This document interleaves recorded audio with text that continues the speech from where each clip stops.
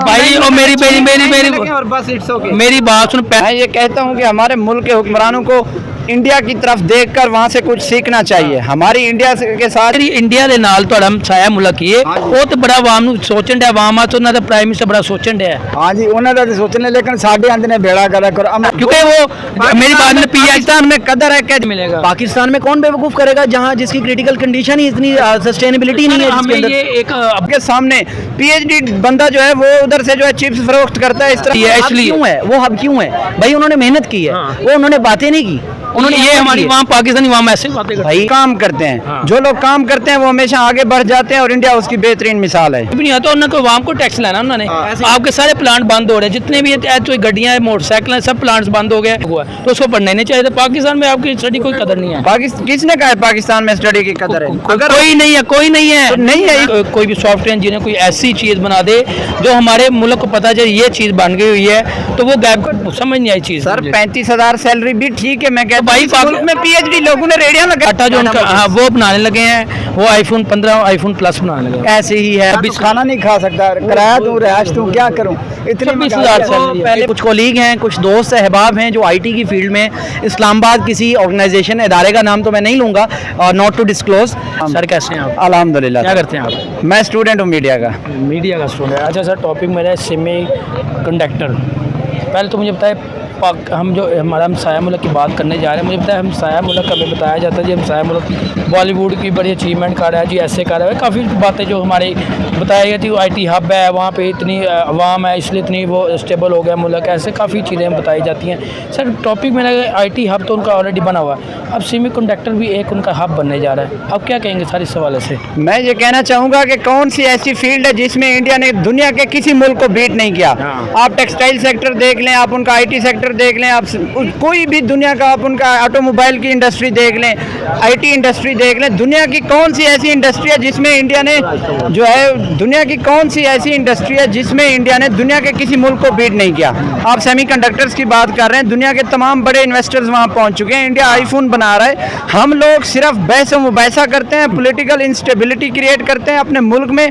वो लोग काम करते हैं, जो लोग काम करते हैं वो हमेशा आगे बढ़ जाते हैं और इंडिया उसकी बेहतरीन मिसाल है। सर इतनी अरसे से इंडिया कितने अरसे से ये तकरीबन प्राइम मिनिस्टर मोदी का टर्न हो रहा है इंडिया कोई ना कोई अपनी अचीवमेंट करता जाए जो कि आपको पता पॉलिसी उनको काफ़ी पुरानी थी जो कि अभी जाकर इन पे इम्प्लीमेंट होना शुरू है। सर उन पे ये भी मैं बताता हूँ AMD जो कि एडवांस माइक्रो एडवाइस जो कि डिवाइस वो $400 मिलियन की इन्वेस्टमेंट भी करने जा रही है अगले 5 साल में। सर क्या करेंगे? अब इतने इन्वेस्टर्स भी आ गए इन्वेस्टमेंट भी करने जा रहे हैं उनको इंडिया पे बिलीव है। पाकिस्तान की बात करें पाकिस्तान को किसी पे बिलीव नहीं। पाकिस्तान तो कोई भी 1 रुपया भी इन्वेस्टमेंट नहीं करना चाह रहा पाकिस्तान। क्या वजह इसकी? इन्वेस्टर जब भी किसी मुल्क में इन्वेस्टमेंट करने के लिए आता है वो हमेशा अपना $200 बिलियन या $300 बिलियन ऐसे नहीं इन्वेस्ट कर देता। उसको एक इन्वायरमेंट चाहिए होता है और इन्वायरमेंट में सबसे पहले पॉलिटिकल स्टेबिलिटी आती है। हमारे मुल्क में पॉलिटिकल स्टेबिलिटी नहीं है, इन्वेस्टर्स के लिए माहौल नहीं बनाया जा रहा जिसकी वजह से इन्वेस्टर्स को क्या ज़रूरत है हमारे मुल्क में आकर इन्वेस्ट करें। उनके पास दुनिया के 200 अदर कंट्रीज़ भी हैं जो उनको माहौल प्रोवाइड करते हैं, वो जाकर वहाँ इन्वेस्टमेंट करते हैं और अपना जो है पैसा कमाते हैं। उस मुल्क का भी बेनिफिट होता है, उस मुल्क में रोज़गार के मौके पैदा होते हैं और इन्वेस्टर भी उस चीज़ से जो है वो एडवांटेज लेता है। ऑन द अदर साइड अगर पाकिस्तान और इंडिया का कंपैरिजन किया जाए, इंडिया में दुनिया के तमाम बड़े इन्वेस्टर्स जा चुके हैं, आईफोन से लेकर अब उसके बाद बिल गेट्स को देख लें, जेफ बेजोस को देख लें, सारे दुनिया के बड़े बड़े इन्वेस्टर्स जो हैं वो इंडिया जाते हैं क्योंकि वहाँ इंडिया उनके लिए एक बेहतरीन और साजगार माहौल प्रोवाइड करता है। इन्वेस्टर आता है, अपनी इन्वेस्टमेंट करता है और वहाँ से फ़ायदा लेता है, उस मुल्क को भी फ़ायदा देता है, खुद भी फ़ायदा लेता है। हमारे मुल्क की सूरत हाल ये है कि हम लोग आपस की जो क्लैशेज़ हैं उनसे ही बाहर नहीं आ पा रहे, तो उसके बाद बाहर के आने वाले इन्वेस्टर्स के लिए हम लोगों ने क्या इन्वायरमेंट क्रिएट करना है। हमारे मुल्क में रोज़ाना की बुनियाद पर कोई ना कोई दहशतगर्दी का वाक़या हो रहा है। आज ही हमारे मुल्क में बाजोड़ में जो है दहशतगर्दी अटैक हुआ है, हमला हुआ है, बम धमाका हुआ है। तो इस तरह के माहौल में तो कभी भी इन्वेस्टर आकर इन्वेस्टमेंट नहीं करता। आपका कहने का मतलब सीधा सीधा अगर हम बात करें कि हमारे जो हुक्मरान हैं उन्होंने आवाम को इसी ध्यान पे लगाया हुआ है, इसी ध्यान पे कभी ये हो गया कभी वो हो गया, कभी हमें आटे पे लगा दिया, हमें कभी चीनी पे लगा। पाकिस्तान के अंदर कभी ये चीज़ महंगी है, कभी ये चीज़ महंगी है, कभी वो चीज़, हमें इन चीज़ों से निकाला। क्योंकि अगर हम टेक्नोलॉजी की बात करें तो इंडिया जो कि दुनिया की तीसरी इकॉनमी बनने जा रहा है, जो कि 5th या तीसरी बनने, उनके खुद ही प्राइम मिनिस्टर मोदी ने ये बोला कि हम तीसरी इकॉनमी जो टेक्नोलॉजी के हवाले से बहुत जो फास्ट जा रहा है।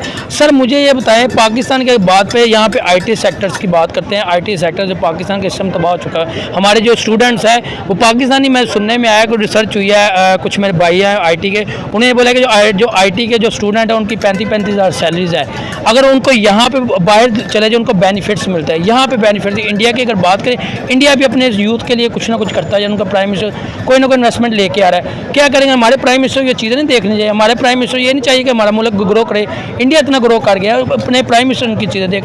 अगर हम बात करें 3.5 साल के अलावा ये जो हमारी शहबाज शरीफ की हुकूमत रही है, उस शहबाज नवाज शरीफ की हुकूमत रही, दोनों भाइयों की हुकूमत रही, उन दिनों में उन्होंने क्या किया? 10 साल, 15 साल उनकी हुकूमत रही है, उन्होंने कुछ नहीं। इंडिया वाले ने 15 साल के अंदर इतना जो तीसरा टर्न्योर्स का जो प्राइम मिनिस्टर मोदी का चला है, इतनी अचीवमेंट उन्होंने किया है। पाकिस्तान के अगर शहबाज शरीफ की बात करते हैं, नवाज शरीफ की बात करते हैं, 3-3.5 साल उससे निकाल दें तो फिर पाकिस्तान के अंदर इन्वेस्टमेंट नहीं हो रही। आपने बीच में एक लाइन बोली है, गलती होगी मेरे से, मैं कर लूँ कि जो आईटी के लोग हैं ना वो 35,000 सैलरी लेते हाँ, हैं। ये ले रहे हैं। जी, आप बिल्कुल ठीक कह रहे हैं और मैं शुक्र करता हूँ, आप उनकी तारीफ करें कि उनको 35,000 मिल रही है। इस मुल्क में तो लोगों को वो 35,000 भी नहीं मिल रहा। आईटी के लोगों को अगर 35,000 मिल रहा है तो इस चीज़ पर शुक्र करें। इन्वेस्टर्स के लिए माहौल नहीं बनाया जा रहा, जिसकी वजह से इन्वेस्टर्स को क्या जरूरत है हमारे मुल्क में आकर इन्वेस्ट करें। भाई और और बस इट्स ओके। मेरी बात सुन, 35,000 रुपये की सैलरी, उसकी 35,000 सैलरी है। अब आईटी का आपने स्टडी की है, मुझे आईटी का क्या स्टडी करने का? जब आप 35,000 आपने सैलरी कमानी है पाकिस्तान के अंदर, अब बाहर चले जाओ। आगे 20 लाख स्टूडेंट हमारा बाहर चला गया हुआ है, आईटी के अंदर 35,000 सैलरी, ये समझ नहीं आई चीज़। सर 35,000 सैलरी भी ठीक है, मैं कहता भाई हूँ मुल्क में पीएचडी लोगों ने रेडियां लगाई हुई हैं। आपको 35,000 अगर सैलरी मिल रही है तो आप उस चीज़ में क्यों नहीं खुश हो रहे? पीएचडी लोगों ने रेडियां लगाई है इस मुल्क में, आपके और हमारे शहरों में लगाई है। पीएचडी पास लोगों जिनकी इंटरनेशनल रिसर्चेज हैं, इंटरनेशनल रिसर्चेज करने वाले जिनकी रिसर्चेज गूगल पर और सारे प्लेटफॉर्म्स पर मौजूद हैं, गूगल स्कॉलर पर उनकी रिसर्चेज है, वो कभी रेडी लगाते हैं, कहीं पे चिप्स बेचते हैं, कहीं पे समोसे और कहीं पे पकौड़े। से कोई नजर आए या कुछ लोग आपको नजर आए ऐसे? इस तरह के लाखों लोग मौजूद हैं। आप मुल्तान में चले जाएं मेरे साथ, मुल्तान में निश्तर हॉस्पिटल के सामने पीएचडी बंदा जो है वो उधर से जो है चिप्स फरोख्त करता है। इस तरह की लाखों मिसालें मौजूद हैं। आप 35,000 की बात, 35,000 जिसको मिलती है, मेरी बात सुनो। अच्छा, मैट्रिक वाले बंदे, मैट्रिक जितना पढ़ा, मैट्रिक किया हो, ठीक है, उसकी 35,000 सैलरी। आईटी सेक्टर वाले बंदे, उसकी भी 35,000 सैलरी, क्या फर्क हुआ? तो उसको पढ़ना नहीं चाहिए। पाकिस्तान में आपकी स्टडी कोई कदर नहीं है। किसने कहा है पाकिस्तान में स्टडी की कदर है? अगर कोई नहीं है, कोई नहीं है, तो नहीं है। इसी बात पे तो बहस ही नहीं है कि उसी बंदे को, पढ़े लिखे बंदे की कदर है, इस बात पर तो बहस है ही नहीं। अनपढ़ की कदर है यहाँ, पढ़े लिखे ना अनपढ़ की कदर है ना पढ़े लिखे की कदर है वो, क्योंकि वो मेरी बात में पाकिस्तान में कदर है क़ायद आज़म की सिफारिश की और इस तरह के चीज़ों की। जो ये काम कर सकता है वो आगे चला जाता है, बाकी कोई पढ़ाई की कोई कदर नहीं है इस मुल्क में। सर क्या कहोगे आप? लास्ट में इंडिया ने इतनी बढ़िया अचीवमेंट की है, इतनी बढ़िया अचीवमेंट करते जा रहे हैं, कुछ ना कुछ इन्वेस्टर इतने बड़े आ रहे हैं, क्या कहेंगे? टेस्ला भी तो चला गया, टेस्ला भी चला गया, वो काफ़ी कंट्रीज उनके पास इन्वेस्टमेंट के लिए जा रहे हैं। लास्ट में क्या कहेंगे आप? मैं ये कहता हूँ कि हमारे मुल्क के हुक्मरानों को इंडिया की तरफ देखकर वहाँ से कुछ सीखना चाहिए। हमारी इंडिया के साथ जो दो तरफा तिजारत है वो बंद है। हमें हमारे हुक्मरानों को होश के नाखून लेने चाहिए और वहाँ से तिजारत बहाल करनी चाहिए। हम उस तरह दो तरफा तिजारत से हमारा भी फ़ायदा, इंडिया का भी फ़ायदा। इंडिया तो कहीं और एक्सपोर्ट कर लेता है, लेकिन हमारा कोई दूसरा रास्ता नहीं है। मैं ये कहना चाहूँगा कि हमें इंडिया के साथ तिजारत बहाल करनी चाहिए और इसी में हमारा भी फ़ायदा है, इंडिया का भी फ़ायदा है। हायरिंग करता हूँ, बट मैं मास्टर इन अकाउंटिंग फाइनेंस का स्टूडेंट भी हूँ। मज़ा आएगा आपसे बात करने का। जी। सर पहले तो मुझे हमें ये बताया जाता है कि इंडिया की अगर बात करें वो तो आपको किसी भी चीज़ में हब है जी। एक बॉलीवुड में जी बहुत बड़े इन्वेस्टर उनके जी, बॉलीवुड ऐसा चल रहा है, वैसे काफ़ी बातें सुनी। इंडिया को पता ऑलरेडी आईटी का हब है, जो कि दुनिया मानती है चीज़ को। मैं दुनिया चीज़ को मानती है, जो कि लोगों को पता है। हर बंदा अगर जितनी भी कुछ ने काम आईटी के रिलेटेड करना वो इंडिया से करता है, कोई भी बड़ा प्रोवाइड सेमीकंडक्टर जो कि इंडिया के अंदर भी हब बनने जा रहा है। क्या कहेंगे सर? अब वो भी हब बन गया, आईटी हब भी है उनका। ये भी अब सुनने में ये आया है कि उनकी इन्वेस्टर्स भी आ रहे हैं, इन्वेस्टर भी आना शुरू हो गया है। क्या कहेंगे सर? यार सबसे पहले तो मैं अगर आईटी फील्ड की बात करूं तो इंडिया की जो आईटी फील्ड है ना, ये बहुत वास्ट हो चुकी है एट दिस टाइम। अगर हम इसको पाकिस्तान से कंपेयर करें, मैं तो कहता हूं कि कंपेयर हम कर ही नहीं सकते, क्योंकि उसकी यार एक वजह है, वो ये है कि यहाँ पे जो हमारा इन्वायरमेंट है, जो हमारी क्रिटिकल कंडीशन इस वक्त चल रही है, वो पूरा कंट्री देख रहा है, बल्कि पूरी दुनिया देख रही है। यहाँ पे बेसिकली मैं बात करता जाऊँ, फर्स्ट ऑफ ऑल तो जो भी इन्वेस्टर है वो आता है, सबसे पहले देखता है कि यहाँ पे स्टेबिलिटी क्या है। कोई भी इन्वेस्टर आके अपनी इन्वेस्टमेंट यहाँ पे ऐसे नहीं कर देता, वो पहले देखता है कि यहाँ पे जो है वो टैक्सेस क्या हैं, लॉज क्या हैं। यहाँ पे लॉज से हट के सारी निज़ाम चलते हैं। मैं अगर अपने टॉपिक की तरफ आऊँ, आईटी की तरफ आऊँ तो यार आईटी के लोग जो हैं धड़ाधड़ आईटी तो कर रहे हैं, आईटी स्पेशलिस्ट बन रहे हैं, बट आगे उनके लिए मौके नहीं है। अब पाकिस्तान के इंडिया में अंदर। अब देखिए मैं एक छोटी सी मिसाल दूं, यहाँ पे हमारे पास एक छोटा सा प्लेटफॉर्म है दराज का, अमेजोन क्यों नहीं है यार यहाँ पे? अभी पिछले दिनों में आपने देखा होगा लाखों अरबों रुपए के अकाउंट्स हमारे जो है वो ब्लॉक हुए हैं, इंडिया के क्यों नहीं हुए? यही बात। क्यों? वहाँ पे अमेजोन बन चुका है, फ्लिपकार्ट बन चुका है, वहाँ बहुत सी अपॉर्चुनिटीज़ हैं। उसकी रीज़न ये है कि वो अपने जो उनका कैंडिडेट होता है, स्टूडेंट होता है, उसकी एक्सपर्टीज़ को वो वेस्ट नहीं करते, वो जो है उनकी एक्सपर्टीज़ को जो है वो रोशनास करवाते हैं और उनकी एक्सपर्टीज़ से वो फ़ायदा लेते हैं। अब आईटी की फील्ड के हवाले से मैं बताऊं कि पाकिस्तान के अंदर अगर आप देखें तो आईटी स्पेशलिस्ट जो हैं वो 90% तो वो फ्री फिर रहे हैं, और अगर 10% की बात करें तो उनको वो ऐसा पैकेज प्रोवाइड करते हैं जिसमें मैं मेरे ख्याल में एक अनपढ़ की सैलरी और एक आईटी वाले की बराबर है, अगर आईटी वाले को वो जॉब प्रोवाइड करते हैं तो। पाकिस्तान के अंदर आप बात कर रहे हैं, अभी मेरे कुछ कोलीग हैं, कुछ दोस्त अहबाब हैं जो आईटी की फील्ड में इस्लामाबाद किसी ऑर्गेनाइजेशन इदारे का नाम तो मैं नहीं लूँगा, नॉट टू डिस्क्लोज, बट ये है कि वो 30 से 35 हज़ार सैलरी है, उसमें भी 5,000 रुपये वो लैपटॉप का जो है वो रिज़र्व कर रहे हैं कि उनको 30,000 पे करेंगे। अब मुझे ये बताएं, जिस बंदे ने लाहौर से जाना है, जिस बंदे ने इतनी मेहनत करके एजुकेशन हासिल की है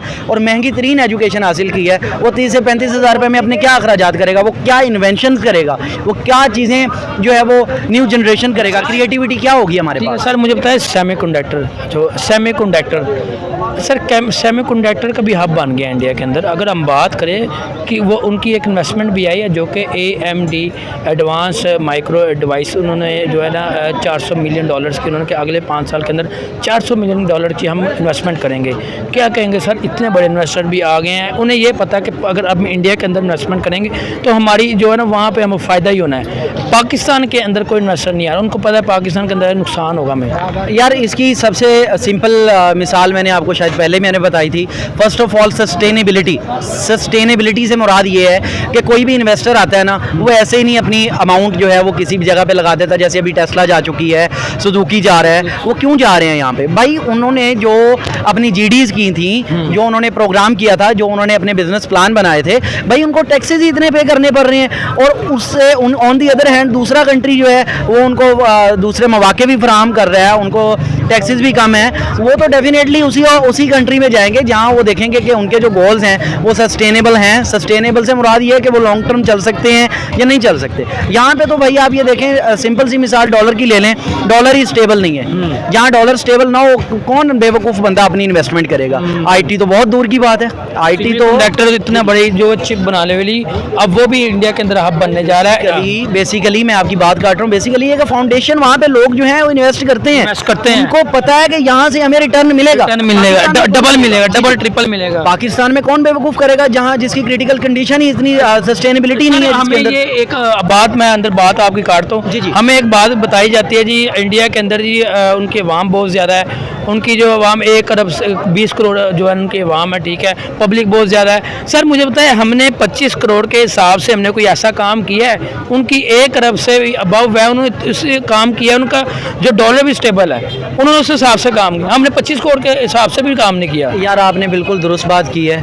अब मैं अगर अपने टॉपिक से हटता हूँ तो वो काफ़ी चीज़ें जो है मुझे आप बेसिक मैंने बताया कि हमें लोग बताते हैं कि हब है, वो हब है जी, उनकी वहाँ बड़ी है, इसलिए क्यों है वो हब क्यों है? भाई उन्होंने मेहनत की है, वो उन्होंने बातें नहीं की, उन्होंने ये हमारी वहाँ पाकिस्तानी वहाँ ऐसे बातें करते हैं। भाई एक चीज़ आपको मैं क्लियर बताऊं, पाकिस्तान में लोग बड़े टैलेंटेड हैं, बड़े ही क्रिएटिव हैं, बड़े ही न्यू इन्वेंशंस क्रिएट करने वाले लोग हैं, लेकिन सिंपल सी बात है कि उन सितारों की यहाँ पे कदर नहीं है। ऐसी इन्वेंशन करते हैं, आप देखें, आप USA चले जाएँ, अमेरिका चले जाएँ, वहाँ पे उनके हॉस्पिटल्स में चले जाएँ, बड़े बड़े जो न्यूरो सर्जन्स बैठे हैं या बड़े बड़े डॉक्टर्स बैठे हैं, वो कौन बैठे हैं? पाकिस्तानी लोग बहुत बैठे हैं।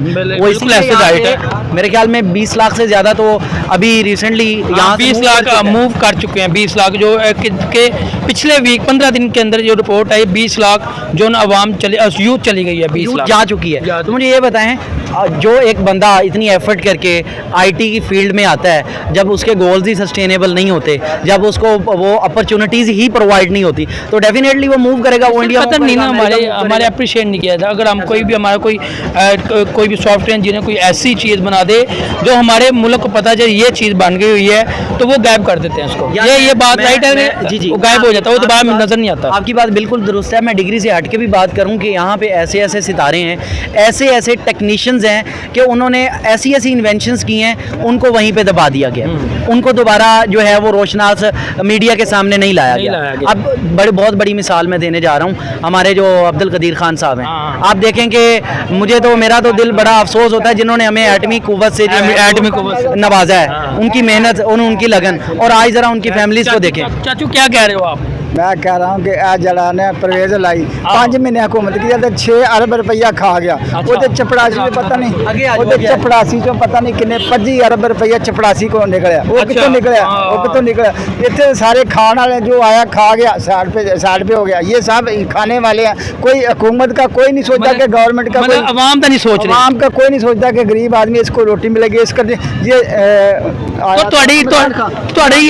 ਤੁਹਾਡੀ ਜਿਹੜੀ ਇੰਡੀਆ ਦੇ ਨਾਲ ਤੁਹਾਡਾ ਮਸਾਇਆ ਮੁਲਕ ਹੀ ਹੈ ਉਹ ਤੇ ਬੜਾ ਆਵਾਮ ਨੂੰ ਸੋਚਣ ਡਿਆ ਆਵਾਮ ਆ ਤੇ ਉਹਨਾਂ ਦਾ ਪ੍ਰਾਈਮ ਮਿਨਿਸਟਰ ਬੜਾ ਸੋਚਣ ਡਿਆ हाँ जी उन्होंने तो सोचने लेकिन साढ़े आंदे ने बेड़ा करा करो इमरान खान 3 साल रहा 3 साल इन्हें क्या लोग जो गवर्नमेंट बेकरी वाले हस्पतालों में रोटी देंगे गरीबों को उन्हें क्या रोटी ना दो बेशक मैनू टैक्स दो इन्हें टैक्स खत्म करके ते कारोबार लोग बंद कर छड़े टैक्स कितों गरीब बंदा आंदा पता नहीं मैं ढिड जोड़ के ते पता नहीं कितों गंढा दे के मैं कोई दुकान बनाना कोई कारोबार करना ये आंदे ने मैनू टैक्स दो तुहानू आवाम नू रोटी दो या ना दो ये आंदे सानू टैक्स दो इन्हें तो बेड़ा करे कर दित्ता ठीक है कारोबार सारे बंद हो गए ने गरीब आदमी की करे गरीब बंदा तो रोटी नहीं खा सकता आज दौर च रोटी नहीं खा सकता इतने रोटी नहीं खा सकता ओके सर अच्छा आप क्या जी जी बस तो वही बात हमारी कंटिन्यू चल रही थी वही डिस्कशन खा सकता मैं यही कहना चाचू वो बात वो ये कह रहे हैं एक मिनट बात वो ये कह रहे हैं कि जब आपके मुल्क में कोई इन्वेस्टर नहीं आएगा इन्वेस्टमेंट नहीं तो आपका टैक्स भी नहीं आता उन्होंने आवाम को टैक्स लाना उन्होंने आपके सारे प्लांट बंद हो रहे हैं जितने भी गड्डियाँ मोटरसाइकिल सब प्लांट्स बंद हो गए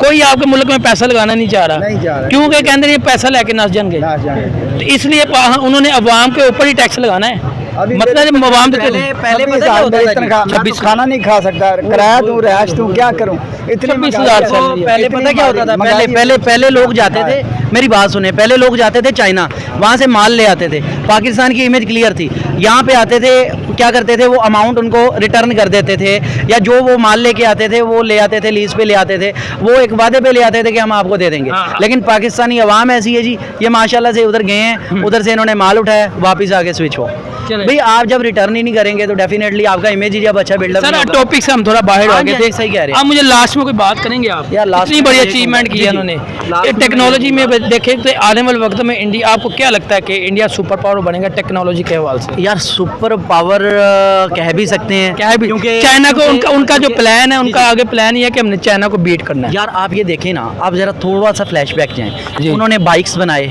ऐसे ऐसे बाइक्स बनाए कि हम लोग सोचते थे कि उसकी प्राइस जो है वो पाकिस्तान में हो तो 10 लाख हो लेकिन वही बाइक उन्होंने सेम प्राइस में 2 लाख रुपए में लॉन्च कर दी है तो यार it's a very big difference तो ये है कि वो अपने लोगों के लिए बड़ा सोच रहे हैं आईटी की फील्ड वहाँ पे बड़ी वास्ट है वहाँ पे असल में स्टोर्स बने हुए हैं एप्पल का भी वो सोच रहे हैं कि मेरे जो सुनने में एप्पल का स्टोर बन चुका हुआ है टाटा जो उनका वो बनाने लगे हैं वो आईफोन 15 आईफोन प्लस बनाने लगे ऐसे ही है आईफोन 15 लेकिन ना वहाँ पे बॉम्बिंग हो रही है वहाँ पे वो लोग जो हैं वो एफर्ट कर रहे हैं एफर्ट यहाँ पे भी करते हैं लेकिन यार यहाँ पे ना आप उस ये समझ लो कि बैकअप नहीं मिलता बैकअप नहीं मिलेगा आप डिस्ट्रॉय हो जाते हो डिस्ट्रॉय हो जाते इस वजह से फिर हमारे जो दूसरे भाई हैं आईटी के वो फिर पाकिस्तान से बाहर मूव करते हैं अपना अच्छा करियर के लिए अपने मुल्क के लिए फिर वो नहीं कर पाते क्योंकि अपॉर्चुनिटीज़ नहीं है बेनिफिट्स नहीं है ओके सर बहुत शुक्रिया कोई मसला नहीं हाँ भाई